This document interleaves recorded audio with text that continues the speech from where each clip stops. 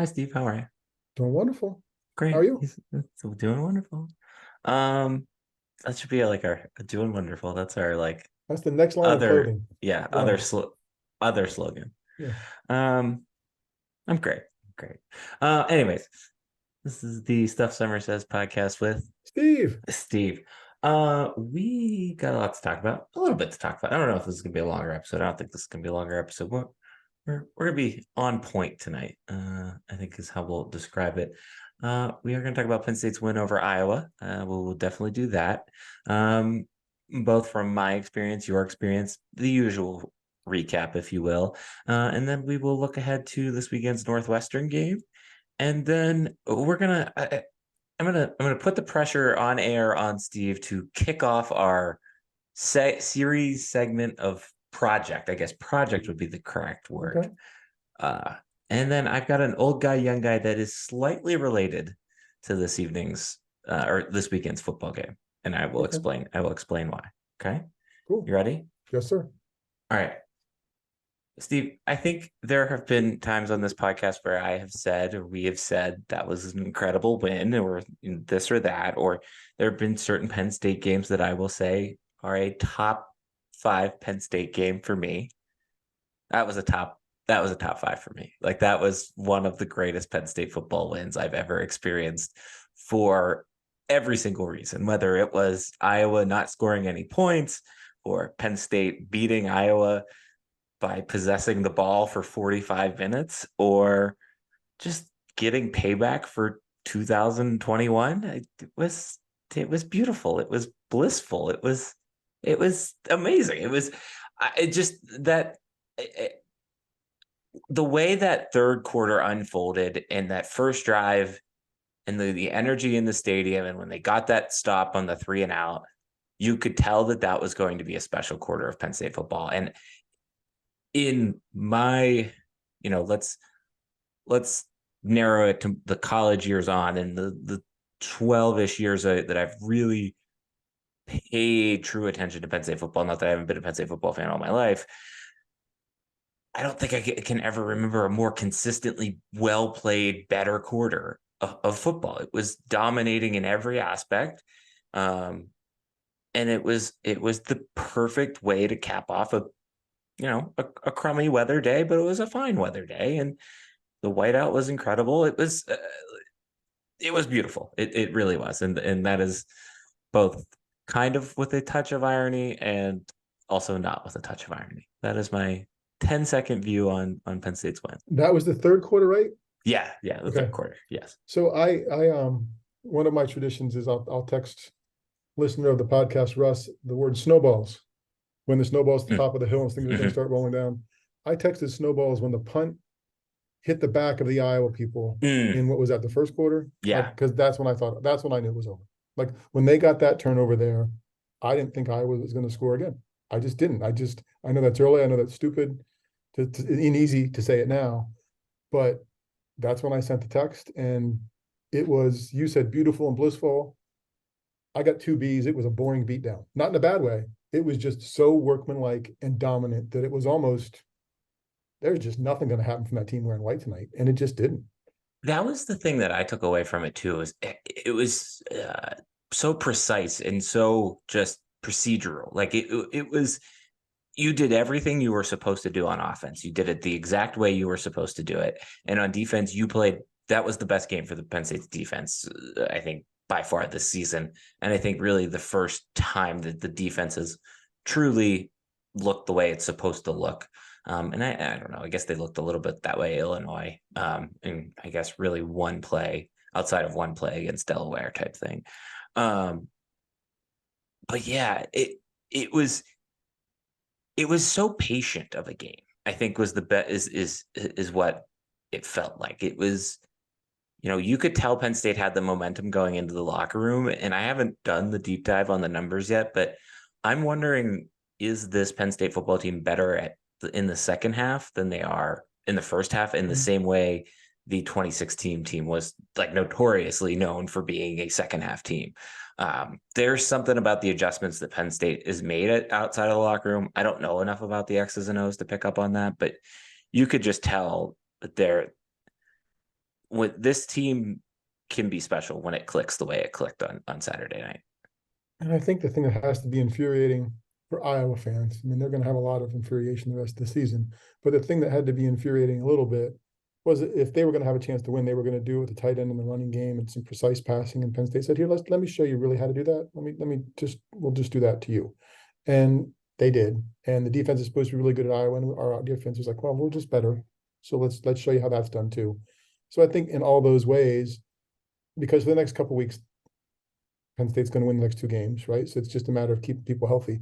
This was a milepost that mattered a little bit because it was the whiteout and because it was a ranked team, and they touched everything and did everything they were supposed to do, which was great to see. There was one little hiccup early, right, with the timeout that they didn't want to call, or they called early because they had something going on with Penn State that they looked frustrated on the sideline. But that was really nitpicking and what turned out to be as complete as they've looked in a while, at least. Yeah, I just, that was the best part about it, I think, is how smooth and confident they looked. All Should right. have been a relaxing night in the stadium, right? Because was never in doubt, right? It was like people were fired up. I think, and I said this to you before, and I think I even tweeted it. People seemed a little more liquored up on Saturday than I think I'm used to. And but you went into the stadium and it kind of just felt like everybody was there and knew what the task at hand was, knew how to provide their part. It was loud. It was very loud. It was not the loudest I've ever heard the stadium, but it was definitely one of the loudest times I've ever heard the stadium. On the defensive side, at least. And, in there, I think the other thing with that was this is kind of now the second game where this has happened, but people like I was expecting the place to empty out by the fourth quarter. It was probably 75% full, at least. Like when Penn State scored that last touchdown, I expected everybody to start heading towards the entry, and hardly anybody did. So yeah, I was the atmosphere was it was one of the more fun party like atmospheres to a whiteout I've ever experienced. Usually they're a little more intense. Um, it wasn't party like the 2017 Michigan game. Yeah, 2017 Michigan game, but it was fun. Definitely fun. Um, let's stay there real quickly, and then we'll get to kind of the TV side of it all. I think the stadium experience has gotten much better since week one. I really do.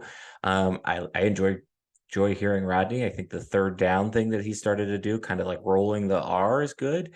The transition between Rodney and Joe is very seamless. I didn't find myself thinking about it. Scoreboard seemed a little slow still. Again, maybe nitpicky, but at least I'm getting down distance from the PA announcers. But I will say, after experiencing it in person, I figured that the fourth down thing or fourth quarter thing was going to be bad. Didn't expect for how cringy it was going to be. And I get it. You want to get the cheerleaders involved, let them have their moment, but we can find something better. And the other thing that's weird is the whole stadium gets into it and is ready for, are you ready for? And then everybody knows it's Penn State football except for Steve, because Steve hates that part. And it's, are you ready for the fourth quarter? And the energy just kind of drops. They also did it while Penn State was on offense, and it was like make the crowd loud type thing. And shh, shh, Look at you knowing the defense should be like, yes, I think if the fans know that that's how it should work, the people running the show should know that's how it should work too. Okay. But All right. yeah, no, I'm glad to hear that. Scores from out of town yet? Slow, not anything of importance, aka not the Ohio State Notre Right. I Dame mean, game. because you'd have had Ohio State Notre Dame that would have elicited a cheer, whether it was correct to cheer or not, right? Like, because there's that whole debate. Do you want to be the team that beats Ohio State, or do you want them to be beaten?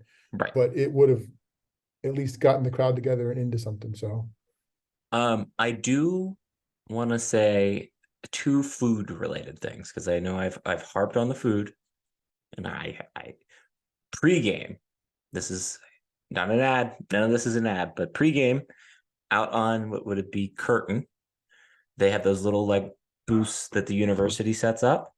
And one of those booths sells West cookies. Now, they're not heated West cookies, but if you are craving West cookies, you can buy them for $10. And I immediately shelled over $10 like that, seeing that. So big fan of Okay. that. Okay. Second thing, They have any milk? no, they didn't have any milk, but I'm not drinking. I know you're weird and you like to drink milk on a game day. That's weird. I'm not. It's just not It's going to work milk and well. cookies. I know, but it's not going to work well with it.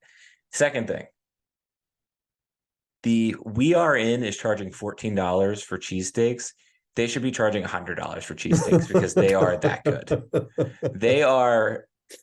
Everybody, you've told me about it. I had somebody else told me about it. Said you have to try these cheesesteaks. They're really good. They're really good. I got one because there was no line. I don't. If like, start making a line, people, because this is very good stadium food is in Beaver Stadium, and it is now these cheesesteaks that And are that was on Curtin Road too, or was that in the stadium? that was in the stadium. Okay. That is the away northern corner, so under NB NC area. It's back kind of near the creamery stand.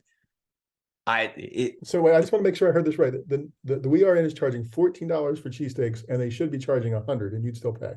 Yes, 100%. They're delicious. It has replaced the chicken basket for me, I think. Okay, cool. Yeah, so that's a plug for that. I watched the game back, but how was the CBS crew? Oh Oh boy. God, they're bad. Really? I don't think they're biased. Like I heard people talking about the team, and I don't think they're biased. I just think they're bad. It's kind of the same thing I think of Fox, and I just think they were a little too in awe. And I get it; it was their first one of the whiteout. Like any way they could show the whiteout, they were in awe of like, here it is. This is what it is, and it's special, and it is. They misidentified. They showed Kirk Ferentz's bottom third when it was Brian, like early in the game, like the very first minute or two. There was some other glaring thing with Iowa. Oh, they down talked the 25 points per game. Oh, they were like making fun of the media and the fans. Like, I've never heard about that in the coach's contract. Well, I don't think that should, like, they were protecting the coaches. I'm like, dude, that's the biggest story there is in Iowa football this year. Like, that is the story. And they were belittling it. I mean, they were okay. They weren't bad, but it was just, I think the camera angles, maybe it was the rain, because when you're moving the camera in the rain, it gets kind of tough. And then it looks like they had a high def or 4K like in the end zones. And whenever you move those quick, it gets blurry. There were a lot of blurry cuts and stuff that just didn't feel, they're not as good as NBC. I mean, they're just not. And probably not as good as ESPN, which we're going to miss going forward. We know that. Do you feel like it was an issue because that was the first time they've really done a Big Ten game, or do you think it was a CBS issue? I think, I kept thinking that. I mean, this is the crew that should have and has done Alabama, Auburn, right? And all these big SEC games, and those never felt, and maybe I was just being more critical here, those just never felt as sloppy at times as this. And it wasn't mud and weather sloppy. It was just, there was some poor directing at spots, just some weird angles of the goalpost where they were playing with the drone camera or something, and you've got like this much of the screen covered up, and it stayed there for a second. It just, I don't know what it was, because I wrestled with it. This was CBS's best team. I mean, and it just didn't feel as big and special as the West Virginia game did by NBC. I mean, I think NBC's better. And it just felt sloppier than it should have for a network's number one team. So I don't know. I don't know what it was, but it felt weird. I watched it back, and I watched the 60-minute version. I didn't watch the whole 3-hour version because I think that's just a little bit better way to consume it. I didn't. It was very average, I think would be the best way. So it's interesting to hear you be disappointed with it, because it kind of seemed like that was the vibe. Like it was either average or slightly disappointed. I did hear a couple people that were like annoyed about bias. I didn't think that they were biased or really showing that at all. I will say, I do think we should give credit. The drone camera shot and the opening shot of the whiteout flying over, kind of sort of almost like a flyover type shot with the drone. Very cool. Haven't seen it done from that angle before. Yep. At least that tight of an angle. But that's interesting. I'm kind of surprised to hear that from you. I just expected more. I guess because NBC was so polished that first night game, right? This is an almost 1-to-1 comparison. Here's a night game, a big game, from the sneaky whiteout with Notre Dame to this whiteout. It is. Yeah. And they just weren't as on. So yeah, that's all. Like it felt average, C minus for some sloppy stuff. And what biased it even more was what I text you about, Rick Neuheisel in pregame saying, oh, whiteout, when my son was there, when Paterno was there getting recruited, it was a big event. It was really cool. They show up in these white buses. I'm like, dude, white buses? And then he's like, and for Coach Franklin in general, like, all the critics have been silenced about his contract now. The folks that were complaining about his contract, like, not to be mean spirited about it, but no, there'll be two games that decide that, and those haven't been played yet. Yeah. So you're wrong about that. So I was a little off put by that coming in because they just didn't have the context. It's like this is their first year covering the Big Ten, which it is, and it felt like it. It I feel like we get this. I feel like we get this a lot during tournament time, and I don't think it's a Turner CBS thing, but like if you follow a team, right, like and you know everything about the team, and then you kind of get those outsiders that do those one-off games, which is essentially kind of what this is, especially in the CBS trial year. It sounds like what that is. That's what it felt like, really, from Okay. start to finish. Because the shots in the stadium, I know they all do surveys. All the broadcast teams do surveys. They were going to put a camera here. We're going to try it there. They all put him pretty much the same spot, but it seems like they tried a couple different things and it just didn't work out. And they're like, well, we've got it there. We're going to use it, as opposed to giving me, I don't even like the behind the center sky cam shot, but I'd have taken that over some of the other sloppy drone stuff. They're like, well, we got the drone. We're going to show it. No, you can just show the shot that serves the fans, not the one that shows you how the technology. All right. It's interesting to hear Steve's a little grumbly about that. I guess it's warranted for all those people that were also a little grumbly about it. Okay. They're going to stop calling me names of other people now? Yes. Okay, Hopefully. cool. I promise. I promise. All right, moving on. Let's talk about this weekend's game. It's also a doozy, for sure. Big one. Penn State goes to Northwestern. Northwestern, who's coming off a win. Who is coming A off a gritty, win, gutsy overtime win. which I'm a little frustrated about that win because tickets were trending down, and now all of a sudden tickets trended back up, and whatever, won't get Chipotle or something this week. No, I don't know. I think you said it maybe a few segments ago, but you get two more cracks really before to get everything figured out. You got a bye week in between there. Use this opportunity as one of those weeks to get everything figured out.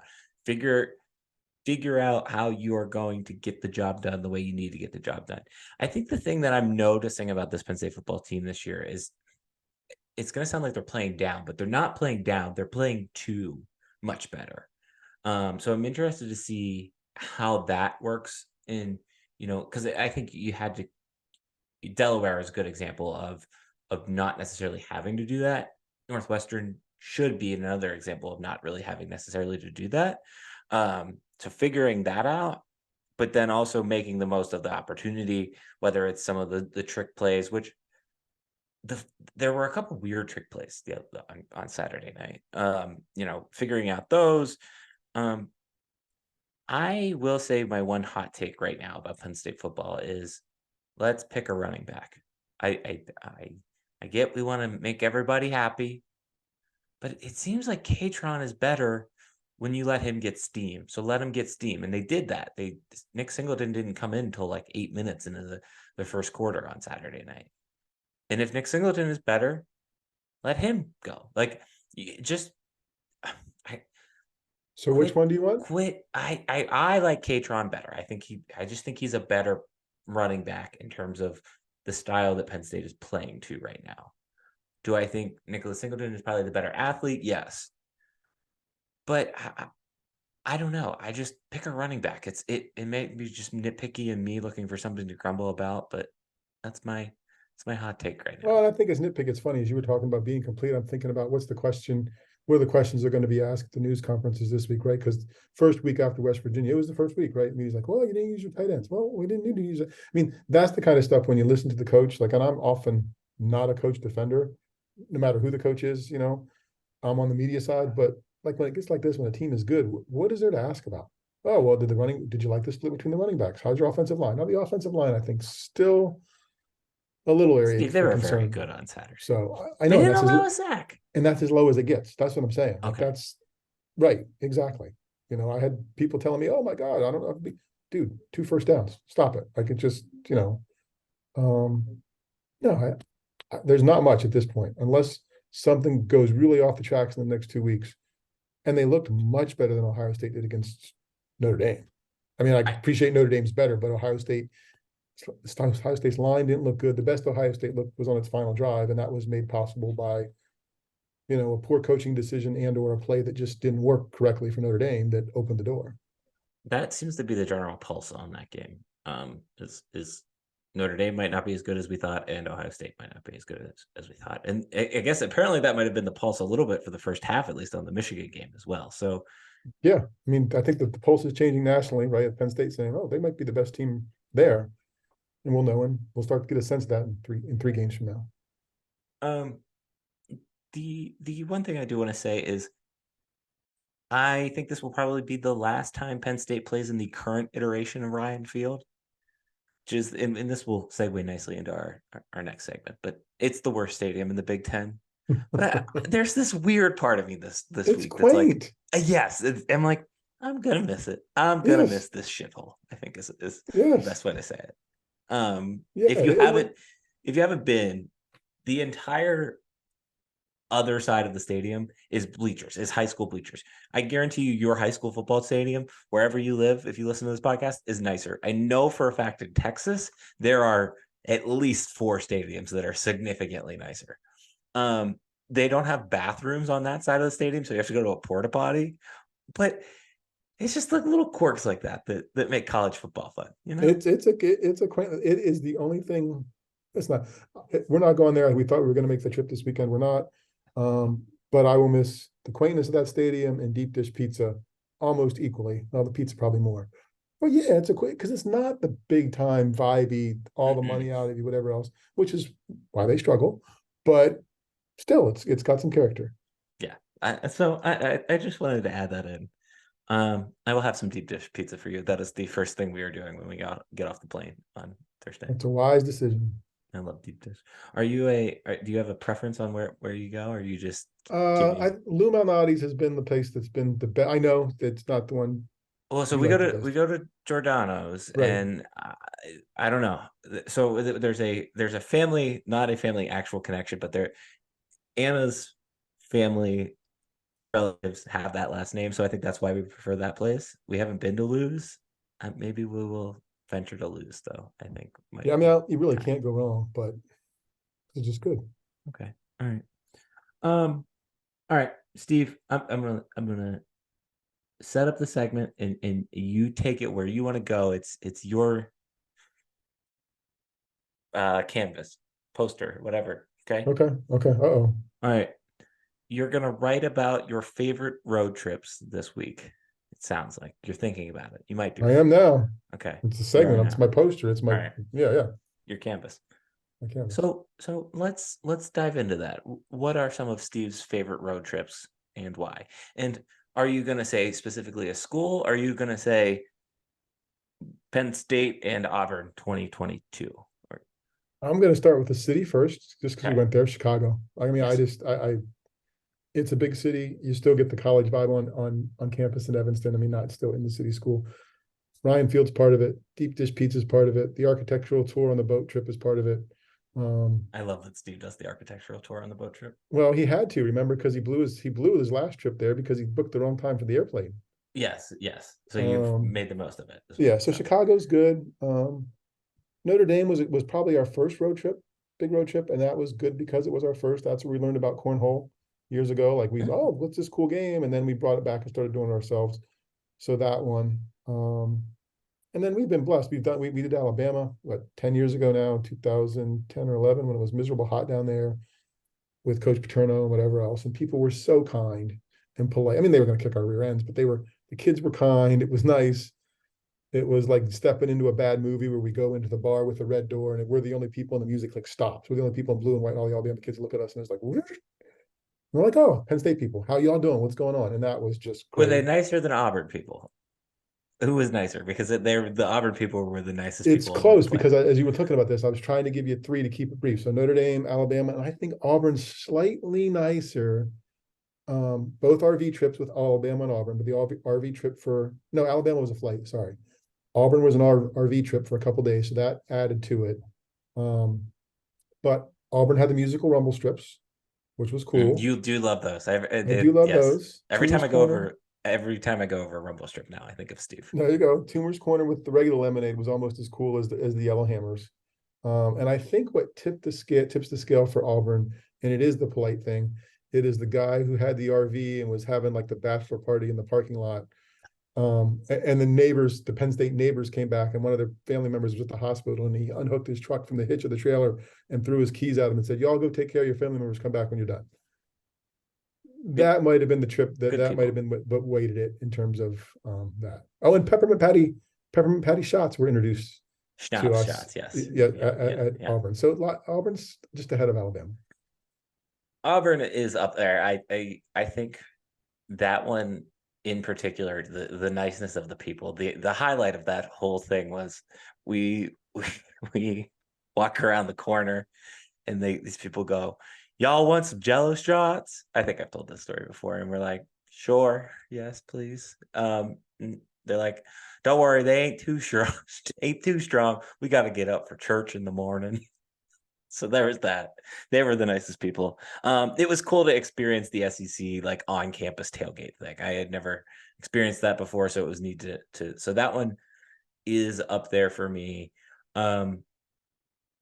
Really, anytime you have to go to Chicago is like that is why we are going on Thursday so we can hang out in Chicago more, because Chicago is our city that we would like lottery dream house type thing move to tomorrow if it was possible, because it's a great city, it's a cool city, and then you can kind of get to pretty much anywhere else you want to kind of be from Chicago. And it's weird because like Northwestern isn't really that, like there's no appeal. There's no the appeal to go to Northwestern is to go to Chicago. Sorry to Northwestern folks, but that's really it. And the one, I don't know if you've been there. The one, I have two more that I want to mention, but the one that I want to specifically mention is Wisconsin. It is the most beautiful campus, I think. Well, second most beautiful campus in the Big Ten, but the coolest hub, student union building. It sits on a lake, and you can just sit out there and drink, and they sell brats, and it is everything Wisconsin should be. They sell spotted cow, which is great. Did you just correct yourself to second most beautiful just to protect Penn State? Like, was that what you did there? Or is No, there another? there's another one that is better. So Penn But State's that one, third on your list of beautiful campuses in the Big Ten. correct. Okay. Correct. Okay. Indiana is number one in that category. Okay. And that's also in addition to pizza. Mother Bears is a big reason. So the We Are In is going to sponsor us, but the Alumni Association not so much. No, that's fine. That's fine. No, I think the other one, and I don't know if you've been there either, but is Nebraska. Those people, talk about nice people, Yep. The nicest people. The hello, welcome to Lincoln. You can't walk from here to there without out hearing that, out being offered a beer, out be like it was very cool to see that and experience that. They know that there's, they are, in fact, speaking of Iowa, I think Iowa to me is the worst. Like that, every time we've gone there, it's the worst fans, the rudest people. It's also just the state of Iowa in general. And it's like Lincoln and Nebraska is the exact opposite of that. So we've heard. I mean, we didn't go to Wisconsin 2 years ago because we didn't know if we were going to get tickets and if they're going to open the stadium up pandemic wise. Turns out they did, and we could have, but whatever. So I'm looking forward to that rolling back home whenever they do, and Nebraska. I mean, probably my wish list, those two, and then the two new ones. Well, not the two new LA ones, the two Northwestern United States ones once they roll on. I am excited to see the Coliseum. That's just kind of like a sports venue I want to see. It's not maybe necessarily bucket list, but it's up there. And I am excited to go to Seattle. I've never been to Seattle, so I don't know if Oregon excites Nike me. and stuff as a side trip or something. Sure, yeah, and I think sure honestly that's more Pub World. So more go explore the Pacific Northwest than anything else there. Do you have a worst one? Because for me, it's Iowa. Minnesota is second closest.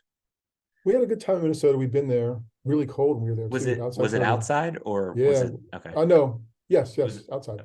It was in the new stadium. Yes. I think the worst is the one I don't want to go to and really haven't gone to for Penn State, but covering Ohio State covering Pitt, Ohio State in my days there. Those people were just miserable to Pitt, and Pitt was god awful. So I don't know. I mean, I assume they're not horrible to Penn State people, but and people have said that they shook their head like, oh no, it wasn't so bad. I just don't know that I have a desire. And Iowa, everybody, nobody except for the people we tailgated with this week who brought 12 Iowa people with them who were wonderful and nice and good. I don't know that I want to go to Iowa based on recommendations from people I know and love. Iowa is the only stadium where I've felt a little unsafe in. Like it's just I don't feel good there. Ohio State, everybody always says that about Ohio State, and everybody's been relatively nice. Never, no real jerks, no real like it's been relatively nice. Like I think they kind of we're back to the Alabama thing. They know you're gonna we're gonna kick our butts and Right. go on with the day. The Michigan people have a certain arrogance to them that they have a degree from Michigan and they want to let you know. We've had a good time when we were there though. We've had stories, we've had good people. Like we've been there twice. That's been good. So yeah, I don't know, there's not Minnesota, or I'm sorry, Wisconsin and Nebraska are on the list to go to if we get a chance again. But that may be it from the traditional. Oh, Indiana. I mean, people have said the campus is beautiful, and that might be an easy trip and a fun/different trip and closer than Iowa for sure. It is the nice thing about the couple of nice things about Indiana is if you go at the right time of year, they have so many trees there and it's elite fall foliage. But then all of their buildings are sandstone. So like all of their buildings are really neat. The other thing that is cool about there, they have the largest student union in the world. And in that student union, you can go bowling. So we have gone bowling a couple times on That's game day, nice. both before and after. Very cool. So yeah, that's a fun. That's our little guide to the Big Ten, so to speak. There you go. All right, this week's old guy, young guy. It's gonna be a quick one, but it relates to Northwestern. So okay, when I think of Northwestern, I think of Chicago. When I think of Chicago, I think of Blues Brothers. So because it's just Blues Brothers skit. Mm-hmm. What is Steve Samsel's favorite SNL skit? Oh, that's not bad. That could be quick. I liked in recent years Stefan, right? The guy who Okay. did That Stefan. one, yeah, that one never got I to me. know it was just goofy. What do I like? I like the news. I don't think Weekend. There was an era there when Weekend Update was bad with Colin what's his face in the late '90s, but I think generally Weekend Update's been solid almost from the inception. So that may be my favorite part. Okay. I'm surprised. I'm surprised you went young on that one. Like I'm surprised you went recent. That was what came to mind. Yeah, I But know. So am I. But sometimes stuff hits and misses, and I think the news is always because for me it's like All right. who's the news, who's the musical guest, Who's your favorite Weekend Update host? Do you have a favorite? I still think that the most recent pair is pretty good. I do think I Jay and I Colin think Jost yeah, I are think very good. They get I each think they're other. very good. Yeah, And that's the important thing. You got to get each other in that segment. I mean Jimmy Fallon and Tina Fey were good. I don't Do they do it remember it. together? Like I mean, Yeah, I but think so they do. I still think Colin and Jay are better. Okay. Yeah. Okay. So what's your skit? All right. My skit, it's probably a tie. Chris Farley's living down by the river. It's Matt funny that you Foley, said that. motivational speaker. That one is up there for me. I think that one, just the way everybody cracks in that one is great. The other one is the Vince Vaughn was hosting. Jason Sudeikis and Tim Robinson are John and Dave Tesh, and Jason plays the like round ball rock, and Tim Robinson just keeps saying basketball, basketball, gimme the rock, cause I'm gonna dunk it. That one. So that would be probably my favorite SNL skit. Those are my top two. That's cool. So you went older school. You went Chris Farley. Yeah, like the newer crew, like the current crew, were a lot of hits. Like when they hit very well, and then when they don't, it's bad. It's bad. Well, it's Chris Farley. I laughed a little bit because you were mentioning Chris Farley because and I don't know that Samantha always got this, but like when she was in college and late high school, but like, look, make sure when you go out tonight, if you're going to do anything, especially when she was in college, we're going to be drinking. Like, do not get in trouble, do not get caught, because if you get caught, you're going to be teaching at an unlicensed daycare center down by the river. You're not going to be a real teacher, right? And I'm not sure she ever got that, but that was a speech that was given like at least once a month. Like, don't get caught, or you're going to be teaching down by the river. So yeah, Yeah, no, I think that one is. I think that's the perfect SNL skit. It's unhinged, just enough. All right.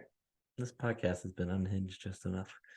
Anything else we forgot to discuss on this week's show? it Other was than efficient. It was we complete, are just like the football game. we are going to be out of here maybe in 36 minutes, We so only dropped the 37 ball. minutes. We only dropped one swag reference. So get your swag at stuffsummersays.com. That's only the second one of the show. So we left a little bit of that on the field, but still. Proud of you. Proud of us. All right. Let's see. We have a website, stuffsummersays.com. Steve's got a part on that website called With Steve. Steve. Steve's got an email. It's Steve at stuffsummersays.com. mine is Darian at stuffsummersays.com. We've got a podcast, some thumbs up, 5 stars. Do appreciate reviews. Those are great. We've got stuff. You can buy that on the website. We've got a newsletter. You can sign up for that on the website. Got some stuff on the website coming this week. So excited about that. Keep an eye out for that. Other than that, we've got Twitter handles. Mine is at Stuff Summer Says. Steve's is At Steve Samsel. and we're quick tonight. I'm telling you. Look at that. Out of here in 37 minutes. Proud of us. People appreciate it. Goodbye.